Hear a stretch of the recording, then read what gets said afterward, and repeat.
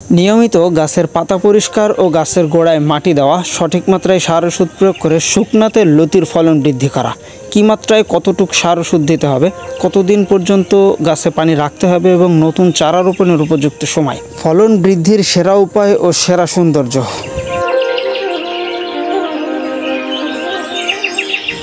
দেশ ও দেশের বাইরে থেকে যে বা যারা আমাদের আজকের ভিডিওটি দেখছেন সকলকে জানাই আন্তরিক শুভেচ্ছা ও অভিনন্দন।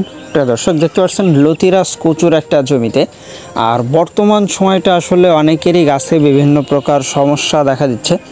এ সকল সমস্যার সমাধান আপনি কিভাবে করতে পারেন, কিভাবে দ্রুত আপনার লতিগুলা বৃদ্ধি করতে পারেন, আর আসলে বছরে কোন সময়টাতে লতিরাজ কচুর চারা, কেমন চারা, কিভাবে রোপণ বা পরিচর্যা করবেন, যাবতীয় সকল কিছু আজকের ভিডিওর মাধ্যমে তুলে ধরবো। যে দেখতে পাচ্ছেন, মূলত আপনাকে লতি কচু চাষ করতে গেলে সবসময়ের জন্য পানি বাঁধায় রাখতে হবে সেরকম না। একেবারে এভাবে শুকনো জমিতেও আপনি লতি কচু চাষ করতে পারেন, যদি কিনা আপনার গাছের সাইডের বা গাছের যেই মাটিগুলো যদি নরম থাকে, তাহলে আসলে প্রত্যেকটা গাছ থেকেই কিন্তু এখান থেকে ভালো পরিমাণে ফলন পাওয়া যায়, যদি সঠিক মাত্রায় আপনি সকল প্রকার সারের, তারপরে যে ওষুধগুলো আমরা ব্যবহার করি কীটনাশক, সেগুলো যদি সঠিকভাবে আপনি প্রয়োগ করতে পারেন বা গাছের সমস্যাটা বুঝে যদি এই জিনিসগুলো আপনি প্রয়োগ করতে পারেন, তাহলে এখান থেকে আসলে ভালো কিছু পাওয়া সম্ভব।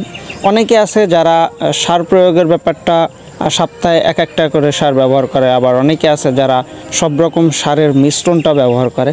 এভাবে কিন্তু আপনি যে কোনো ধরনের জমিতেই মূলত এই চাষটা করতে পারেন। তবে অবশ্যই আপনাকে স্মরণ রাখতে হবে, যদি এরকম শুকনা জমিতে আপনাকে লতি কচু চাষ করতে হয়, তাহলে অবশ্যই আপনার জমিটা যেন মাঝে মাঝে ভিজিয়ে আপনি জমিটা নরম রাখতে পারেন, এই বিষয়টা আপনাকে খেয়াল রাখতে হবে। আর তাহলেই কিন্তু আপনার লতির যে পরিমাণটা, সেটা প্রত্যেকটা গাছ থেকেই 7টা 8টা 9টা এরকম পর্যন্ত আপনি লতি পেতে পারেন। যেহেতু বর্তমান কাঁচা বাজারে সকল প্রকার যে সবজিগুলো আছে তাদের ভিতরে এই লতির দামটা কিন্তু বর্তমানে সব সময়ের জন্য একটু বেশিই থাকে। বর্তমানে দাম চলতেছে প্রায় 100 টাকার আশেপাশে। এই যে দেখতে পাচ্ছেন আমাদের লতির সাইজগুলা।